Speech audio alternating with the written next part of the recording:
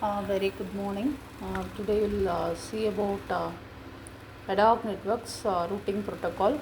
One of the routing protocol listed as destination sequence distance vector routing protocol. It is very important one, and we'll see the introduction to it, the meaning of distance vector routing protocol and its summary, and how to calculate and all. We can see it.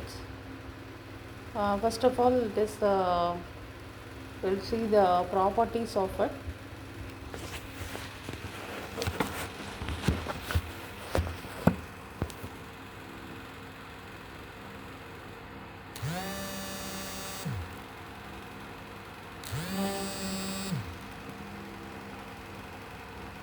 We'll see the property of Adhoc networks. The topology, the first property is its topology may be quite dynamic and no administrative host with the finite power. So the properties of the Adhoc networks routing protocol, it is being very simple and doesn't require the more storage space, which is very important while selecting the routing protocol. And it is a loop free and short control messages, low overhead, less power consumption, multiple disjoint routes, and fast routing mechanism. So the routing protocol, it is being total routing protocol, all the routing protocol, it is being divided into two types, that is table driven routing protocol, which is also called as proactive routing protocol, and the second one is on demand, that is active routing protocol, source initiated on demand routing protocol, and third one is hybrid routing protocol. So in routing algorithm, as the routing protocol is being listed into three types, that is the table driven, proactive, source initiated, on demand reactive, and third type is the hybrid. The routing algorithm is divided into link state algorithm and distance vector algorithm. So link state algorithm is nothing but each node maintains a view of network topology, and distance vector algorithm, every node maintains the distance of each destination. So these are the algorithms which is being used, and link state, like the shortest path computation method, it is like finding the shortest path between the nodes, and once the shortest path is being found, we can create the route over it. So each node maintains a view of the network topology with a cost for each link. Periodically the broadcast link costs towards outgoing links to all other nodes, such as flooding. So information flooding is done in the link state routing regarding the cost. So cost is nothing but regarding the distance of the distance between the nodes.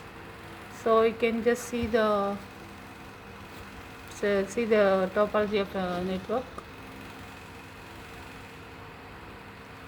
So for example, if we are considering it contains the nodes up to H, the link cost is being routed to flooding is nothing but link cost, the distance between the nodes is being calculated and is disseminated among all the other nodes.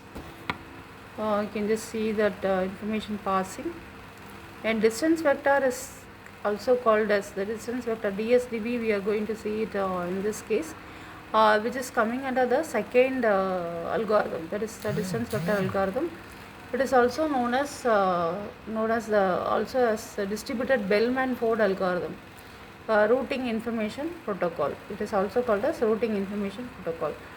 And in this, every node maintains the routing table and all available destinations, the node next to the reach the destination, and the number of hops to reach the destination. This contains, every node contains a routing table. A routing table is nothing but the informations of destinations, available destinations, and next node to possible to reach the destination, and number of hops to the each destination. This is being periodically generated and periodically sent table to all the neighbors to maintain the topology.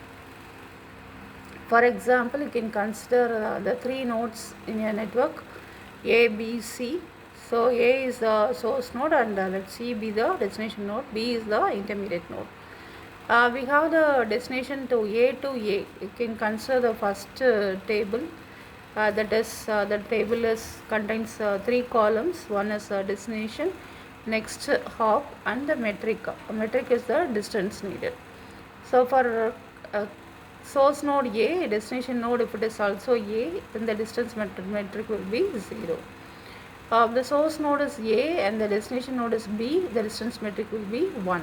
The next node itself is B, so the distance calculated will be 1. Like that, for the C node, the next node is B and the total distance will be 3.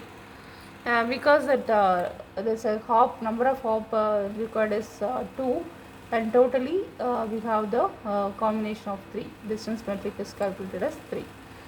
And this numbers 1 and 2 is based on the number of hops to reach the destination. And for example, the next node B node is, you can consider if it is B for B, if it is the destination node is A, the next node is itself is A and the distance is 1. If it is B, for B itself, the destination node is B, the distance metric is 0. For node C, from B, the C node, next node is C, but already the distance metric is listed as 2, so we are writing the same thing. And for the third C node, destination node is A and next node is B and total distance will be 3. So this is the case as like the first table, third row. Here we have the for C node first row. And for B node, if it is B node, then the next hop will be, next node is B and the distance is 2. And for the C node, C itself is the next node and total distance will be equal to 0. So this is the simple logic which is used in the distance vector algorithm. So how the distance is being updated, you can just see the distance vector update mechanism. Suppose A is having the routing table is updated as like the previous case we have seen the A, B, C routing table. When B broadcasts to the new routing information to its neighbors, what happens? That is A, for A first table it is 0 and for B to B it is equal to 1, and for C to B it is the routing information, if it is being updated, then that overwrites the information C as 2. That is, B broadcasts the new routing information to its neighbors. B is the source node. So if B is the source node, then it need to rewrite the routing table. So for the B node, the routing table from A to A it is equal to 1. And B to B it is 0, for C to C it is rewritten as 1. For C node again A, that change will be manipulated, the change will be done in the C routing table first row. The A is broadcasting that is B broadcasts the new routing information towards neighbors. So this is a simple case on how it is being updated.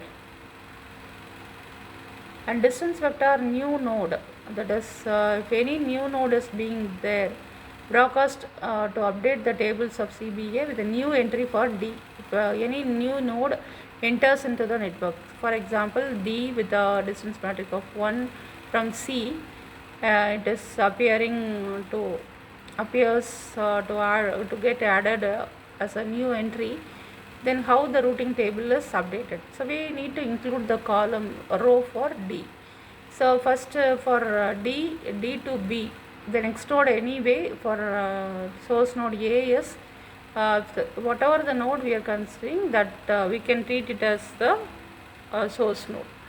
So for D just for the first table last row, next node will be B, destination node is D, and total distances will be 1 plus 1 plus 1, 3. And how this 1 1 1 or 1 2 1 is coming us, this is based on the distance between the or number of hops required to reach the destination, and this is automatically done by the algorithm itself. Based on the number of hops, numbers will be updated. A routing table will be updated based on the number count. For B also we are including the D D row, and we are updating that distance to be 2. And for C, the distance will be equal to 1, because D is the next node to C. So this is about distance vector link state and the distance vector algorithm, basic thing. I will see then in the next video how it is the broken link is being broken link will be treated. So in this video we have seen the what is DSDV, it is coming under proactive, and how the routing information routing table is being updated based on the distance vector algorithm. Thank you.